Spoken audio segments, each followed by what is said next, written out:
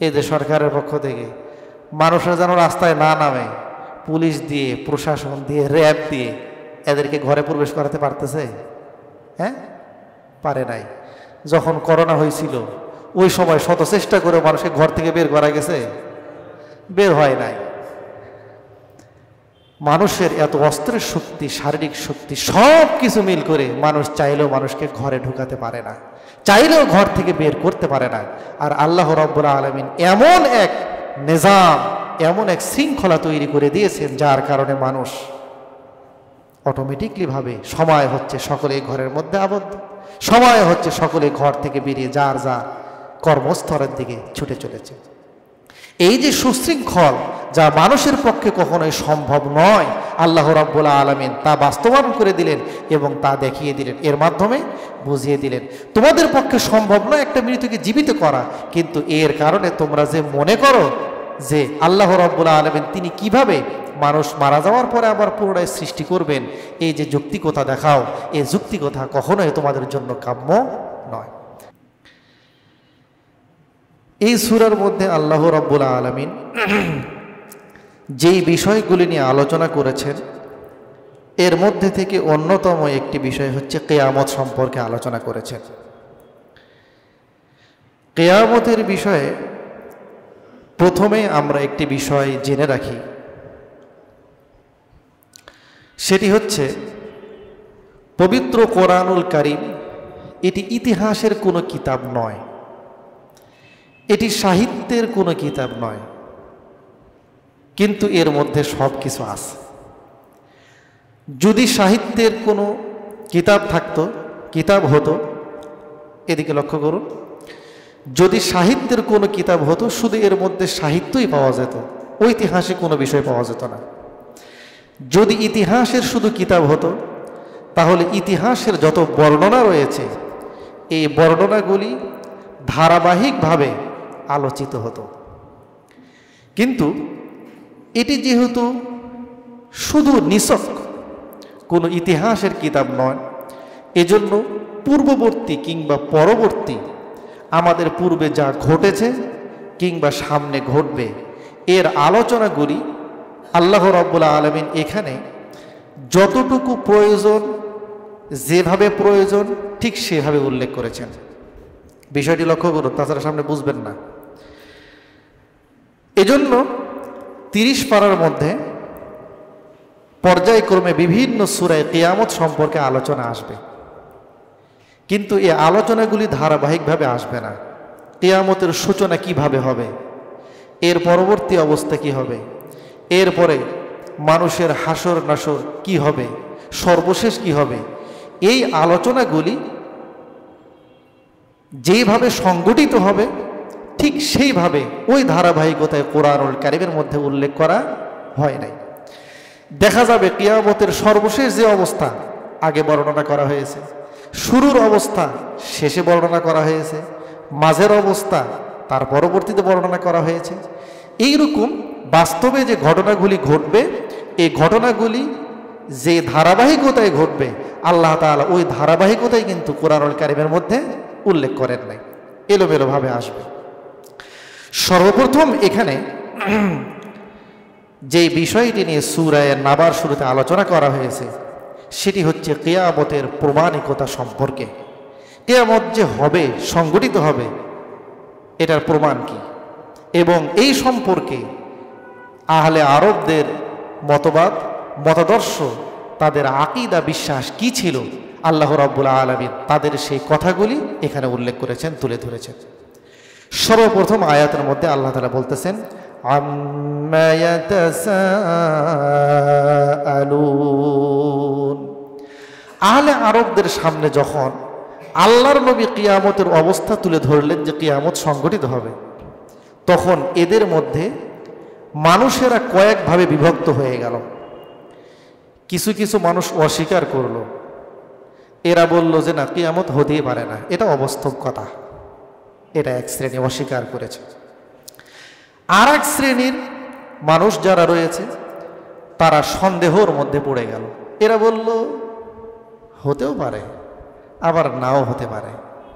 আর কিছু কিছু মানুষ ছিল যারা এটিকে বিশ্বাস করেছিল যে না কিয়ামত হবে। তাহলে কয় শ্রেণীর হলো? 3 শ্রেণীর। এদের মধ্যে থেকে সর্বপ্রথম শ্রেণী যারা কিয়ামতকে অস্বীকার করেছিল, এদের একটি অবস্থার কথা আল্লাহ তাআলা তুলে ধরছেন। এরা একজন আর একজনকে প্রশ্ন করত হঠকারিতা করে এবং ঠাট্টা করে। মুহাম্মদ কি বলে? আন্না ইয়াতাসাআলুন, তাদের সম্পর্কে আল্লাহ তাআলা বলতেছেন এরা যে একজন আরেকজনকে প্রশ্ন করে, কি বিষয়ে তারা প্রশ্ন করতেছে?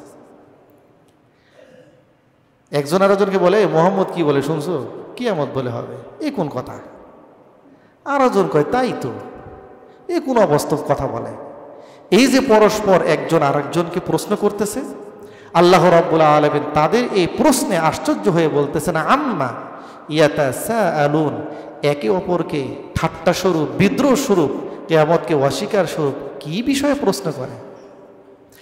আনিন নাবাইল আযীম, সবচেয়ে বড় সংবাদকে কি এরা অস্বীকার করতে চায়? সবচেয়ে বড় সংবাদ সম্পর্কে, কিয়ামত সম্পর্কে এরা একজন আরেকজনকে প্রশ্ন করে হবে কি হবে না? কিয়ামতের বিষয়কে কোরআনুল কারীমের মধ্যে বলা হয়েছে নাবাউন আযীম, মহান সংবাদ, বড় সংবাদ। এর চেয়ে বড় সংবাদ আর হতে পারে না। কেন? এর কারণ হলো আমরা সাধারণত দেখি দেশের মধ্যে হোক দেশের বাইরে হোক, এক জায়গায় ভূমিকম্প হয়েছে। ভূমিকম্প হওয়ার কারণে কোনো এক বসতি জনপদ, সেখানকার মানুষ আহত হয়েছে, নিহত হয়েছে, কোনো একটা বিল্ডিং খসে পড়ে গিয়েছে। এর কারণে দেখা যায় এই বিষয়টি পরবর্তী দিন জাতীয়, ন্যাশনাল, ইন্টারন্যাশনাল, আন্তর্জাতিক যত পত্রিকা আছে, পেপার পত্রিকা, সবগুলার প্রথম শিরোনামে আসে না? কথা বলেন আসে না? আসে। এই যে দেশের মধ্যে গোলযোগ একটা অবস্থা চলতেছে, একটা বিল্ডিং কি ভেঙে পড়ছে? কথা বললেন না তো? ভেঙে পড়ে নাই। কোনো জনবসতি সম্পূর্ণ তলিয়ে গিয়েছে, ভূমিধস হয়েছে, ভূমিকম্প হয়েছে, কিছুই হয় নাই। কিন্তু এই বিষয়টা এখন বর্তমানে অনলাইন মিডিয়া হোক, প্রিন্ট মিডিয়া হোক, সব জায়গার মধ্যে এটা হচ্ছে প্রধানতম শিরোনামের সংবাদ, তাই না?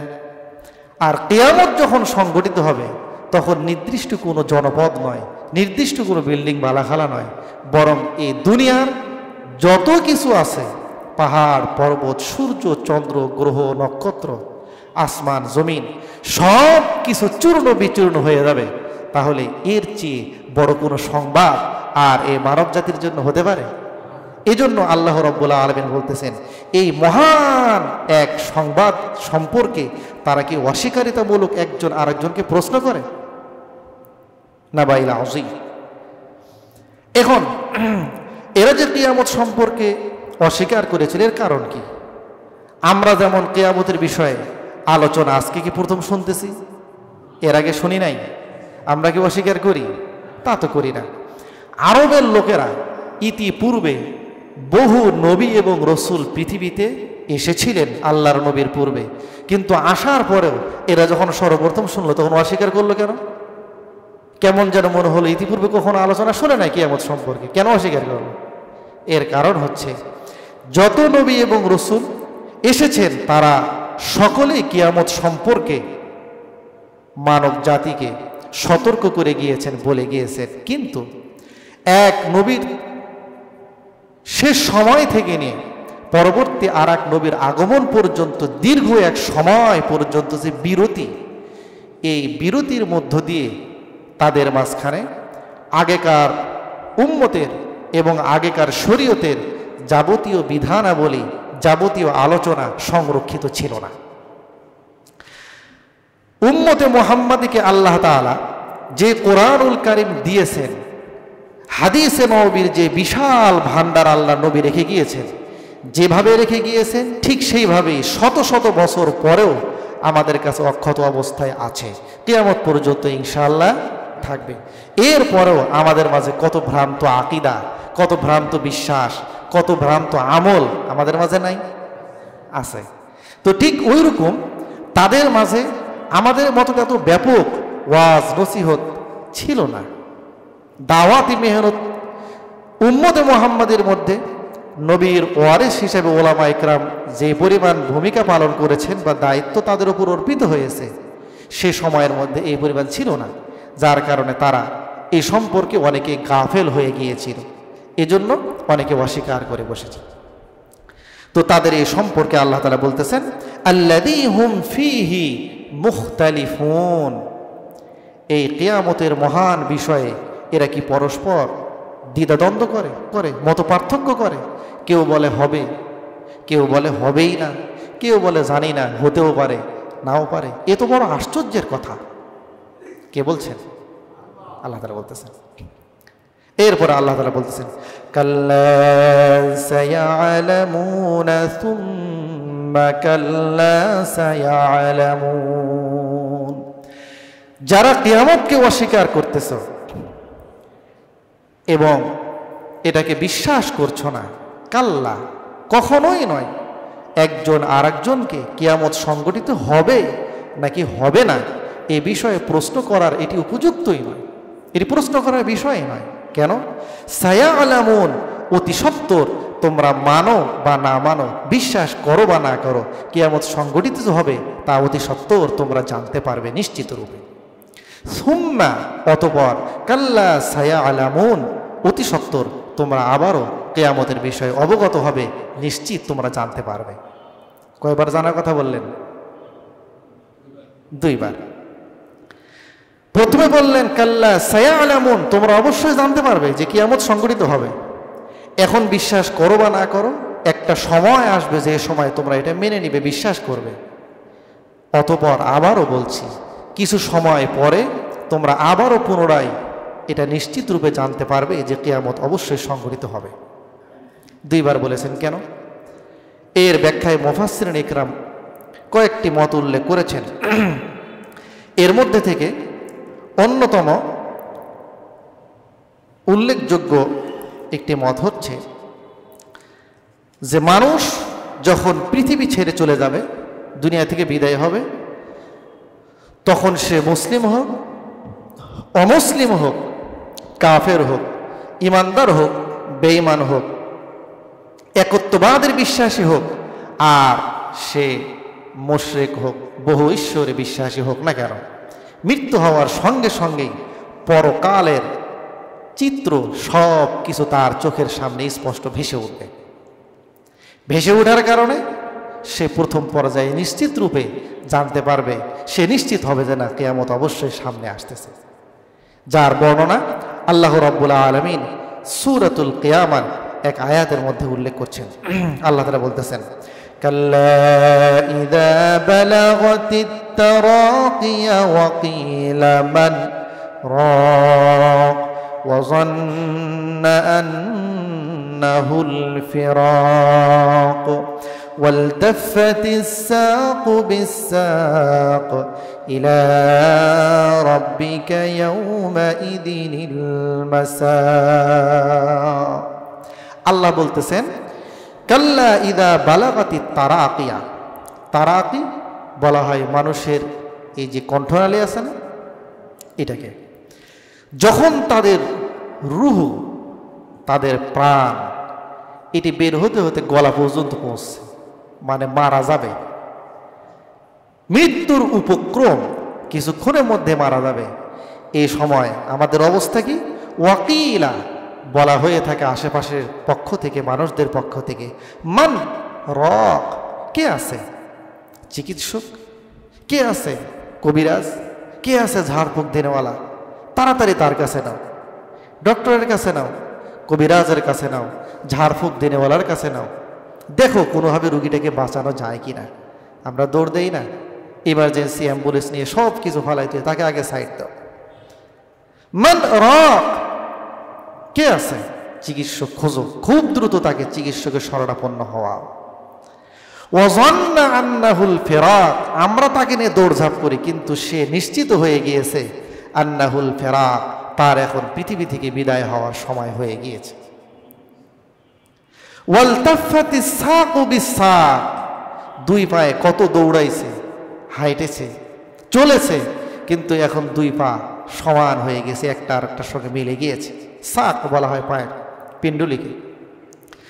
ইলা রাব্বিকা ইয়াউমা ইদিনিল মাসাক, সে মুমূর্ষু ব্যক্তি, তার সামনে পরকালের সব চিত্র যখন উঠে যায় তখন সে নিশ্চিত হয়ে যায় আমার আর পালানোর কোনো জায়গা নাই, এখন আমাকে রব্বে কারিমের সামনে উপস্থিত হতে হবে, আর কোথাও আমার যাওয়ার সুযোগ নাই, সব বন্ধ হয়ে যাবে।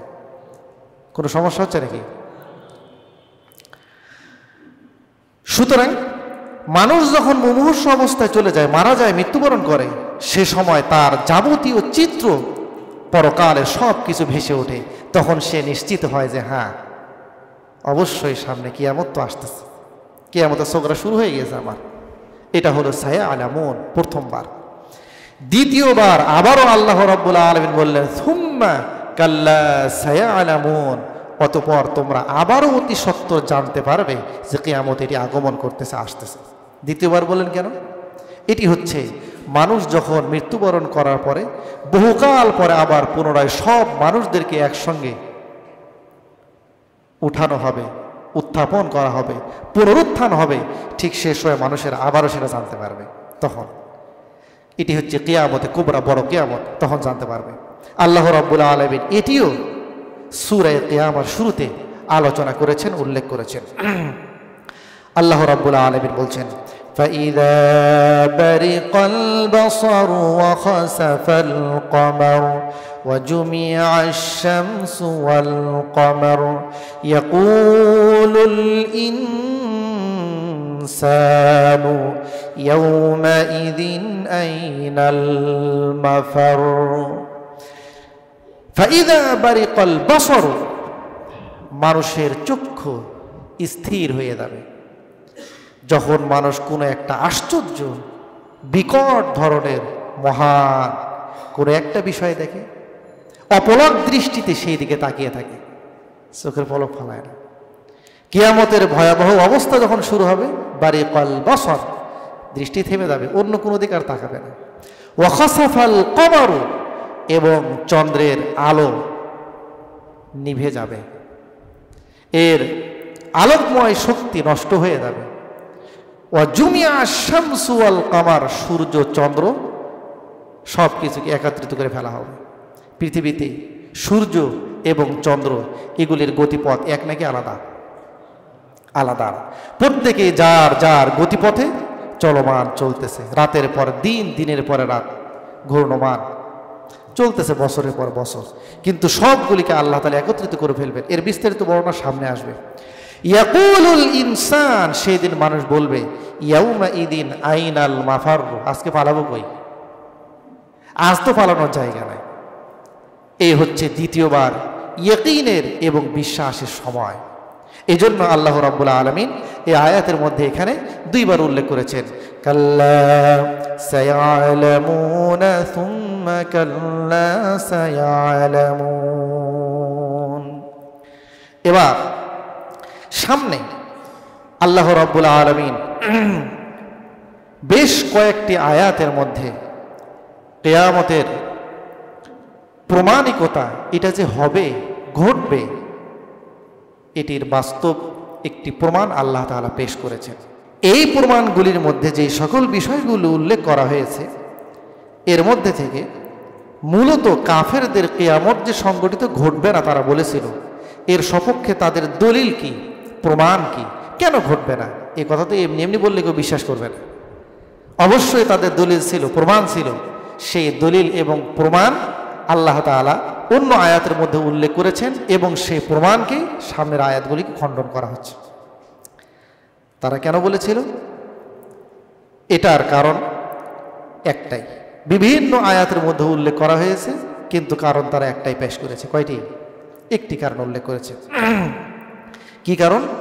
তারা বলেছে, সূরা দুখানের মধ্যে আল্লাহ তাআলা বলতেছেন, ইন হিয়া ইল্লা মাউতাতানাল উলা ওয়া মা নাহনু বিমুনশারিন।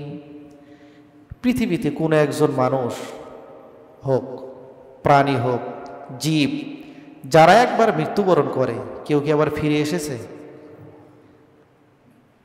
সুতরাং এদের বক্তব্য হলো ইন হিয়া ইল্লা মাউতাতুনাল উলা, এটা তো হলো একবারই মরণ।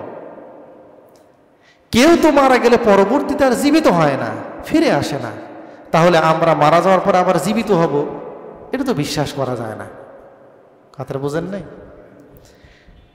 কারণ মানুষ যা দুই চোখে দেখে, যা শোনে, মানুষ তো তাই বিশ্বাস করে।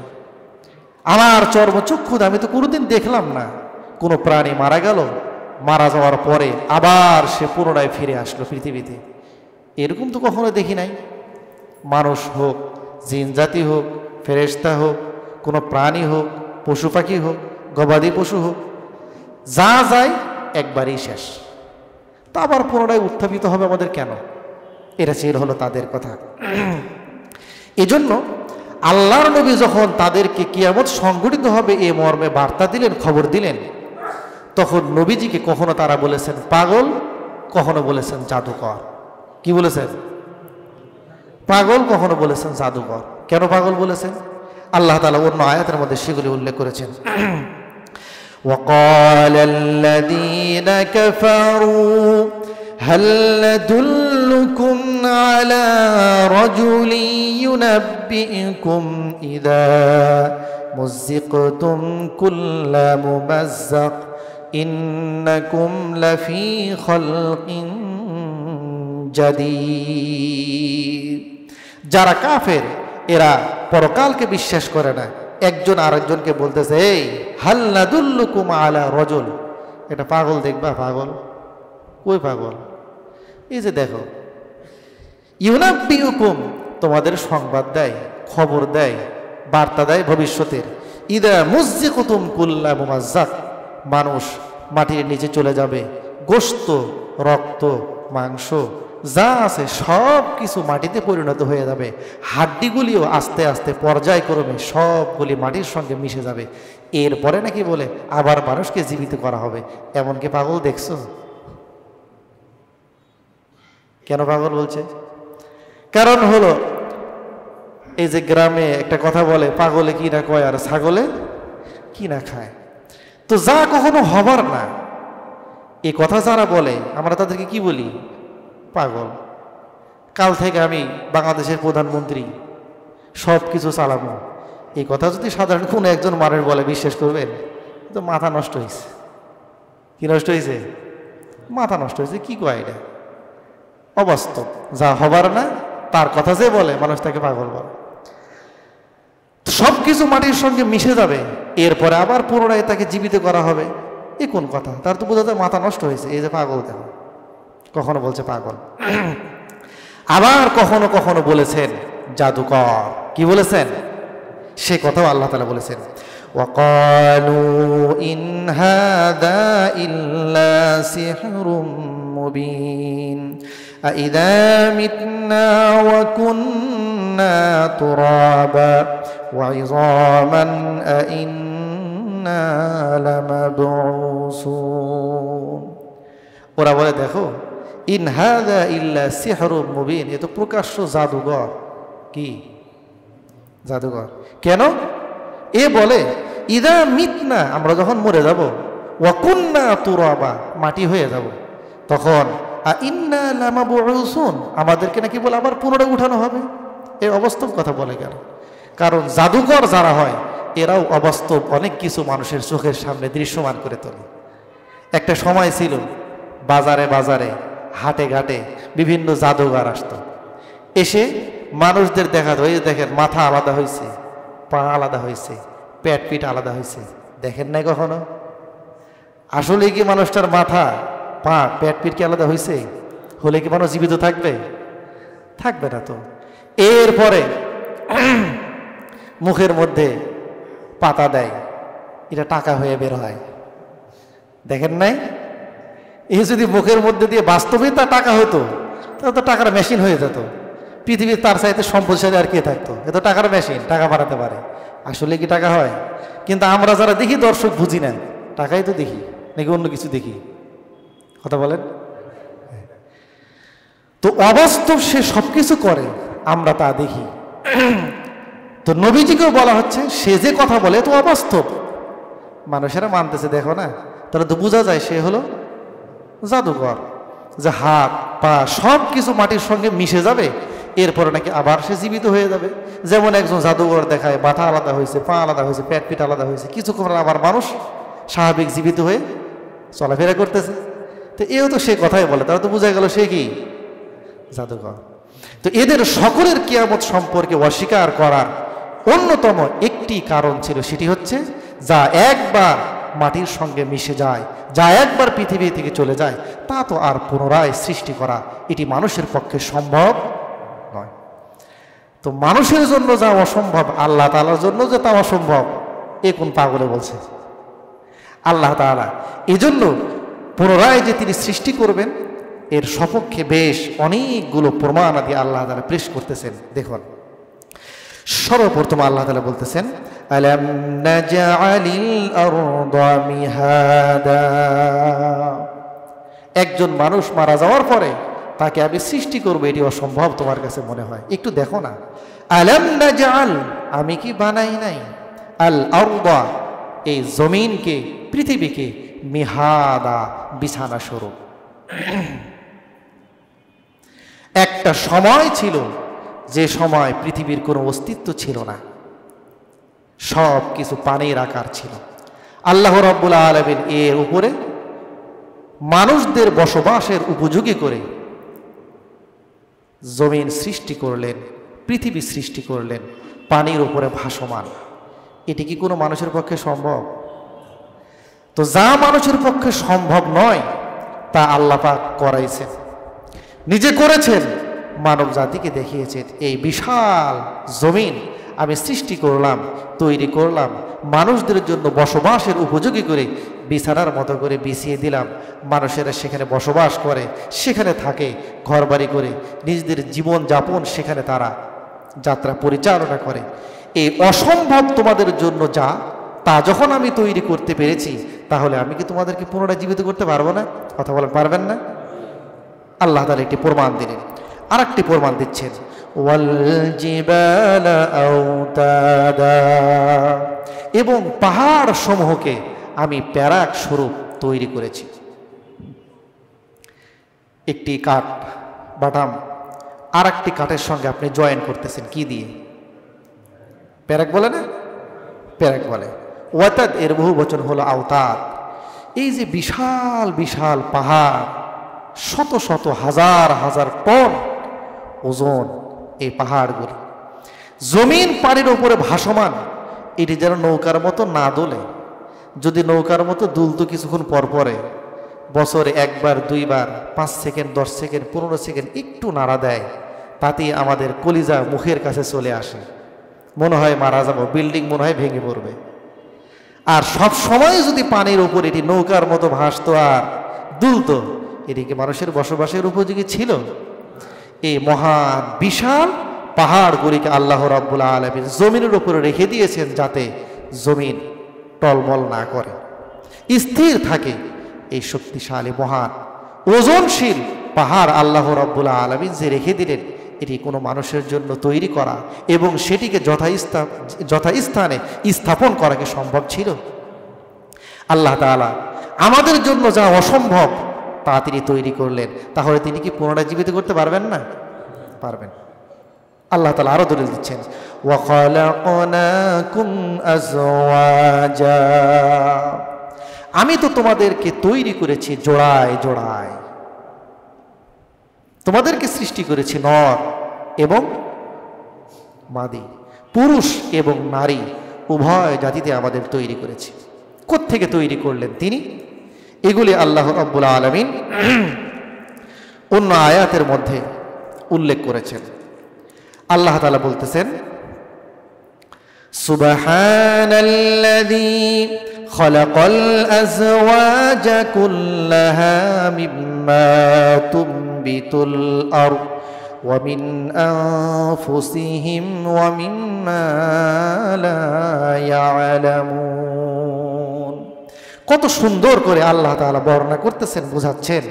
সুবহানাল্লাযী, সেই সত্তা হচ্ছে পবিত্র, খলাকাল আজওয়াজা কুল্লাহা, মানব জাতির মধ্যে হোক, অন্যান্য প্রাণীদের মধ্যে হোক, এই যে জোড়ায় জোড়ায় তিনি সৃষ্টি করেছেন। কোত্থেকে করলেন? মিম্মা তুমবিতুল আরদ, জমিন যা উদ্গত করেছে সেখান থেকে আমি তোমাদের তৈরি করেছি, সৃষ্টি করেছি। কিভাবে? মানব জাতি এই যে সৃষ্টি হলো, আমাদের সর্বপ্রথম আমাদের আব্বা আমাদের আম্মা তারা খাবার খেয়েছেন, খাবার গ্রহণ করেছেন। এই খাবারগুলি আসলো কোথা থেকে? মাটি থেকে। মাটি থেকে খাবার আসলো, খাবার গ্রহণ করার পরে শরীরের মধ্যে গেল, যা সার নির্যাস ছিল আল্লাহ রাব্বুল আলামিন সেগুলি শরীরের মধ্যে পর্যাপ্ত পরিমাণ, প্রয়োজনীয় পরিমাণ রেখে দিয়েছেন। যা অপ্রয়োজনীয় তা শরীরের বের হওয়ার পথ দিয়ে বের হয়ে চলে গিয়েছে। সেখান থেকে রক্ত তৈরি হলো, রক্ত থেকে মানুষের বীর্য তৈরি হলো, এরপরে মানুষের পর্যায়ক্রমে গোস্তের একটি টুকরা, এরপরে আস্তে আস্তে সেখানে বিভিন্ন পর্যায়ে মানুষকে আল্লাহ রাব্বুল আলামিন তৈরি করলেন, সৃষ্টি করলেন। তুমি এখন একজন প্রাণী, তুমি একজন জীব, কথা বলতে পারো, চলতে পারো, দেখতে পারো, শুনতে পারো, বুঝতে পারো, কিন্তু তোমার মধ্যে যে প্রাণ সঞ্চালন হয়েছে, তোমার শুরু কি ছিল? তোমাকে তো সৃষ্টি করেছি সেই খাবার থেকে। এই খাবারগুলির কি প্রাণ আছে? কথা বলেন, আছে? তো নিষ্প্রাণ থেকে তোমাদের মধ্যে প্রাণ আমি সঞ্চালন করলাম। যখন পৃথিবী থেকে চলে যাবে, বিদায় হয়ে যাবে, মাটির সঙ্গে সব কিছু মিশে যাবে, নিষ্প্রাণ হয়ে যাবে, সেই সময়কে আবার পুনরায় সৃষ্টি করতে পারবো না? আল্লাহ তাআলা প্রমাণ দিচ্ছেন। এরপরে বলতেছেন ওয়াজআলনা নাওমাকুম সুবাতা, এবং আমি তোমাদের ঘুমকে সৃষ্টি করেছি তোমাদের আরামের উপকরণ। এর মাধ্যমে তোমরা তোমাদের সারা দিনের কর্মের যত ক্লান্তি সবগুলি শেষ করে ফেলো। মানুষের ব্রেনের, শরীরের যত প্রকার ক্লান্তি আছে এগুলি কি খাওয়ার মাধ্যমে দূর হয়? আপনাকে ঘুমাতে দিব না 5 দিন, কিন্তু খাওয়া দিব 5 বেলা, থাকতে পারবেন? শরীরের যত ক্লান্তি হোক, ব্রেন কাজ করতে করতে এক সময় ব্রেন এটি ওয়াকেজও হয়ে যায়, কাজ করতে চায় না। এটিকে নতুনভাবে আবার কাজের উপযোগী করে সব কিছুকে যেন গ্রহণ করতে পারে, এর উপযোগী করে আল্লাহ রাব্বুল আলামিন মানুষের বিশ্রামের ব্যবস্থা করলে সেটি হচ্ছে ঘুম। তো তুমি যখন ঘুমিয়ে যাও, আমি তোমার জন্য ঘুমকে আরামের ব্যবস্থা করলাম।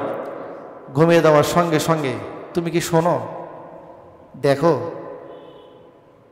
দেখো না, শোনো না, তোমার ব্রেনে কোনো কিছু উপলব্ধি করতে পারো? তাও করতে পারো না। তো তুমি কি? এতটুকু ব্যবধান যে একজন মানুষ তার শ্বাস প্রশ্বাস চালু থাকে না, আর তোমার মধ্যে শ্বাস প্রশ্বাস কিছুটা চালু থাকে। তোমার ভিতরে যে রূহ ছিল, এই রূহ তুমি বের করে নিয়ে গেছে। যখন তুমি আবার নতুন করে জাগ্রত হও, তোমার মধ্যে আবার নতুন করে আমি রূহ সঞ্চালন করে দেই। তো তুমি ঘুমিয়ে যখন যাও, এটি মরণের মতো প্রায়।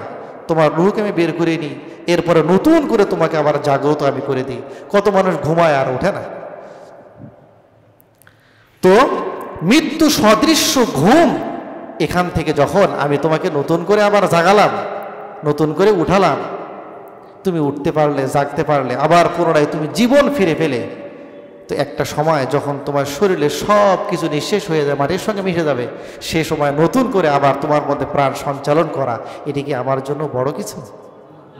আল্লাহ রাব্বুল আলামিন এই প্রমাণগুলো দিচ্ছেন। ওয়াজআলনাল লাইলা লিবাসা, এবং আমি তোমাদের জন্য রাতকে পোশাক স্বরূপ তৈরি করেছি।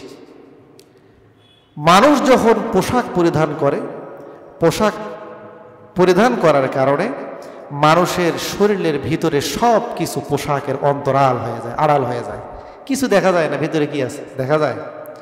রাত যখন চলে আসে তখন পৃথিবীর কোনো কিছুই আমরা দেখতে পাই না, সব কিছু আমাদের দৃষ্টির অগোচরে চলে যায়, অন্ধকার হয়ে যায়।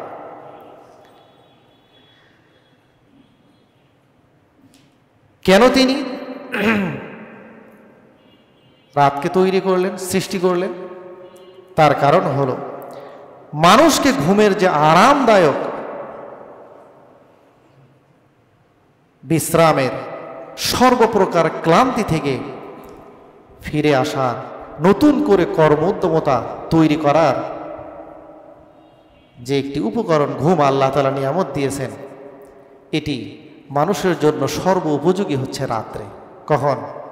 রাত। আল্লাহ তাআলা এই জন্য অন্য আয়াতের মধ্যে স্পষ্ট করে দিয়েছেন, আল্লাহুল্লাযী জাআলা লাকুমুল লাইলা লিতাসকুনু ফীহি ওয়ান নাহারা মুবসিরা। তিনি তোমাদের জন্য রাত তৈরি করেছেন, লিতাসকুনু ফিহা, যাতে করে সে রাতের মধ্যে তোমরা গিয়ে বিশ্রাম গ্রহণ করো। কারণ একজন মানুষ রাত্রেবেলা 6 ঘন্টা, 7 ঘন্টা, 8 ঘন্টা ঘুমায়। আপনি সারা রাত ঘুমান না, দিনের বেলা 12 ঘন্টাও যদি ঘুমান, আপনাদের অভিজ্ঞতা কি বলে? রাতে যে ঘুমের ক্লান্তি দূর হয়, মানুষ যেরকম শান্তি পায়, আরাম পায়, সর্বপ্রকারের ক্লান্তি দূর হয়ে যায়, দিনের 12 ঘন্টা ঘুমে কি তা কাজ হয়? হ্যাঁ, না। এজন্য সর্বপ্রকারের কোলাহল মুক্ত করে আল্লাহ রাব্বুল আলামিন ঘোর অবস্থা করে দিলেন রাতে। আরো কথা সামনে আছে। এটার প্রমাণিকতা হচ্ছে এইভাবে, দেখুন, রাত এবং দিন এর মধ্যে থেকে মানুষ যখন রাত্রি হয়ে যায়, এই মানুষগুলো সব কাজ শেষ করে ঘরে ফিরে আসে। দিন যখন হয়, সব মানুষগুলি আবার ঘর থেকে কর্মের জন্য বেরিয়ে পড়ে। আচ্ছা, পৃথিবীতে কি কোনো সংগঠন, কোনো সংস্থা সমাবেশ করে, কনফারেন্স করে এই সিদ্ধান্তে উপনীত হয়েছে যে আমরা রাত্রে কেউ কাজ করব না, সবাই বিশ্রাম গ্রহণ করব? এই যে সরকারের পক্ষ থেকে মানুষরা যেন রাস্তায় না নামে, পুলিশ দিয়ে, প্রশাসন দিয়ে, র্যাব দিয়ে এদেরকে ঘরে প্রবেশ করাতে পারতেছে? হ্যাঁ, পারে নাই। যখন করোনা হয়েছিল ওই সময় শত চেষ্টা করে মানুষকে ঘর থেকে বের করা গেছে, বের হয় নাই। মানুষের এত অস্ত্রের শক্তি, শারীরিক শক্তি, সব কিছু মিল করে মানুষ চাইলেও মানুষকে ঘরে ঢুকাতে পারে না, চাইলেও ঘর থেকে বের করতে পারে না। আর আল্লাহ রাব্বুল আলামিন এমন এক নিজাম, এমন এক শৃঙ্খলা তৈরি করে দিয়েছেন, যার কারণে মানুষ অটোমেটিকলি ভাবে সময় হচ্ছে সকলে ঘরের মধ্যে আবদ্ধ, সময় হচ্ছে সকলে ঘর থেকে বেরিয়ে যার যার কর্মস্থলের দিকে ছুটে চলেছে। এই যে সুশৃঙ্খল, যা মানুষের পক্ষে কখনোই সম্ভব নয়, আল্লাহ রাব্বুল আলামিন তা বাস্তবায়ন করে দিলেন এবং তা দেখিয়ে দিলেন। এর মাধ্যমে বুঝিয়ে দিলেন, তোমাদের পক্ষে সম্ভব নয় একটা মৃতকে জীবিত করা, কিন্তু এর কারণে তোমরা যে মনে করো যে আল্লাহ রাব্বুল আলামিন তিনি কিভাবে মানুষ মারা যাওয়ার পরে আবার পুনরায় সৃষ্টি করবেন, এই যে যুক্তিকতা দেখাও, এই যুক্তিকতা কখনোই তোমাদের জন্য কাম্য নয়। সুবিশাল ক্ষমতার অধিকারী আল্লাহ রাব্বুল আলামিন তার কুদরতি কারিশমার মাধ্যমে, ক্ষমতার মাধ্যমে যা কিছু ঘটাচ্ছেন, এই সব কিছু তোমাদের শক্তির বাইরে, তিনি এগুলি করেন। সুতরাং যখন তার এই মহান ক্ষমতা রয়েছে, সুতরাং তার পক্ষে এও সম্ভব যে তিনি মৃত্যুর পর আবার পুনরায় তোমাদের জীবিত করবেন। এইরকম আল্লাহ রাব্বুল আলামিন আরও বেশ কয়েকটি প্রমাণ সামনের আয়াতগুলির মধ্যে আলোচনা করেছেন। ইনশাআল্লাহ পর্যায়ক্রমে সে আলোচনাগুলি আসবে।